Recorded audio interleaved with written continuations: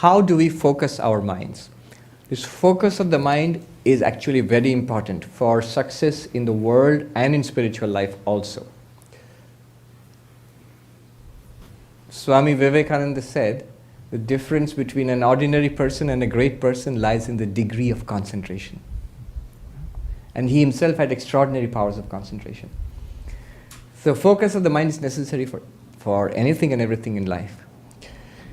Now, the yogic approach, the Raja Yoga or Patanjali Yoga approach, that is the science of concentration par excellence.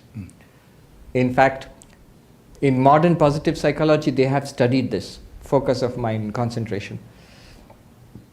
One psychologist said that the quality of your life depends on how much you can concentrate and what you concentrate on.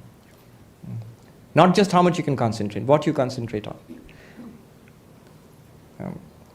Actually, this lady who wrote the book Rapt, R-A-P-T, Rapt, she's talking about a cancer patient who suffered a lot and decided that she would not keep her mind on suffering anymore because it's inevitable that suffering is going to come. Rather, she's going to devote her mind to her art or writing, I think.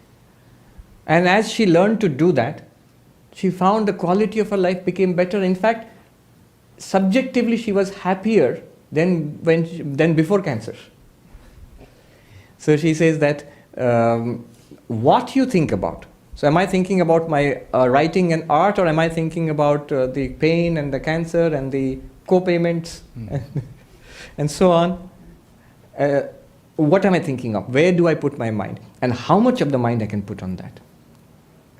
Milton said in Paradise Lost, the mind in its own place can make a heaven of hell and a hell of heaven.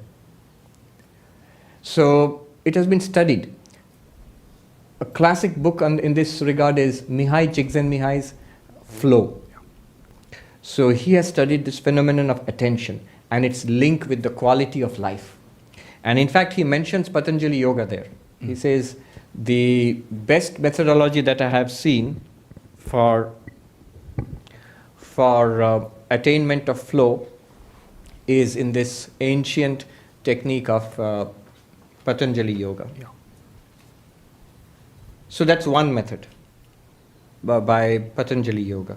That's the method of concentration, where you train your mind to think of one thing and keep on excluding everything else, bringing your mind back to that thing again and again.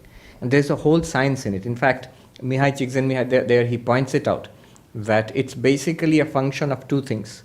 One is the challenge posed by the environment, and other is your skill.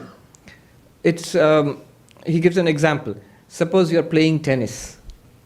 When you begin to play tennis, it's a great thing just to return a serve. So all your energies and your concentration, focus, you're all aroused and ready to face the challenge. And if you're able to return the serve, that is, you attain flow there. Yeah. But that flow point, it's a match between the challenge and your skills. Your skill is exactly up to that level. But then this point of flow is dynamic. After some time, what happens is, if you keep just returning a serve, it becomes boring after some time because your skill has now exceeded the challenge. Now you need to up the challenge. So maybe you need to play a game. Then you maybe need to play a game against a good player, and so on. So this flow, focus, is a question of challenge and skill. Too much challenge, like in a workplace which is full of pressure, many people know in Manhattan it's like that. Then if your skill, your capacity is below the level of challenge, it leads to anxiety. Yeah. Uneasiness, anxiety, strain. If the challenge is way below your skills, it leads to boredom. If they're well balanced, at that point you get flow, focus, what you're asking. What does that mean practically? Practically what it means is that if you want focus and flow, you need to increase the challenge to meet your abilities. If the challenge is beyond your abilities, the environment is putting too much pressure on your abilities, then you need to break it down into smaller chunks and deal with it one at a time, a little bit at a time, manageable bits at a time. That's in principle. It's easier said than done. But there are other things to consider also in focus. One thing is, one thing which scatters our minds is self-interest.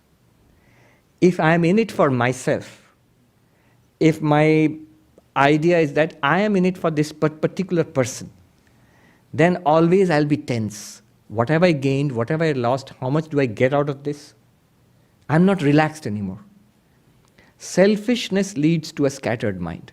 It can lead to a kind of narrow focus on my own interests, but always it will be vulnerable and you're open to anxiety and fear and frustration.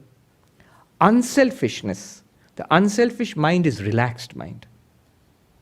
So the more you are about doing good to the organization you work for, the family unit you are with, or the community, or in general for others, you are relaxed about yourself. Or you are worshipping God in your actions. You're offering all of your actions up as worship of the Lord. It's not so much what I'll get out of it. Swami Ranganathananda ji said, what is spirituality after all? Close my eyes, I find peace within. When I open my eyes, my attitude is, what can I do for you? With eyes open, what can I do for you? Here is the world, what can I give, what can I do? When I close my eyes, there is peace within. Our problem is just the opposite. That Swami, when I close my eyes, all sorts of disturbance within. All sorts of thoughts, restlessness within. And when I open my eyes, not what I can do for you, what can I get from you? So this is just the opposite of spirituality. This is worldliness. So unselfishness, to the extent that we can be unselfish, to that extent mind will be relaxed and better focused. The focus which comes out of selfishness is a narrow band focus, which leads to unpleasantness and tension and frustration. Another insight. Love leads to focus.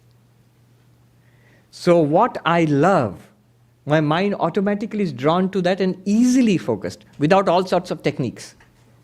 You don't have to do this breathing technique, this thing and that thing. It automatically leads to focus there. So for example, a mother in a house who is looking after the young child, right? So because the mother loves the child, because the mother loves the child, all activities are done. She's cleaning, cooking, taking care of the child's homework, getting ready to take the child to school, and so on. All of that is being done, and yet the mind is focused on the child and the needs of the child, right? So love leads to focus. Bhakti, devotion to God, leads to focus automatically and easily, without effort, effortlessly so. When you realize that you are that one existence consciousness bliss, and all of this world is your appearance, then the mind remains calm and steady, like the unflickering flame. Look at the mind of that prince, the story of the princess of Kashi. The mind of the prince was disturbed and agitated. You will smile and say, unnecessarily so. For what? But that's exactly our condition. Unnecessarily so. For what? One Swami put it very funnily. He said, before we come to Advaita, our reaction to the world is, what? And after we get Advaita, our reaction is, so what?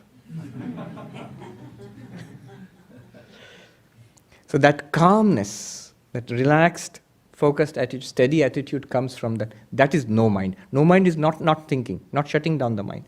That is no mind. So these are some of the ways. If you have, those who are discerning, you would have seen, I basically talked about Karma Yoga, Bhakti Yoga, Raja Yoga and Jnana Yoga.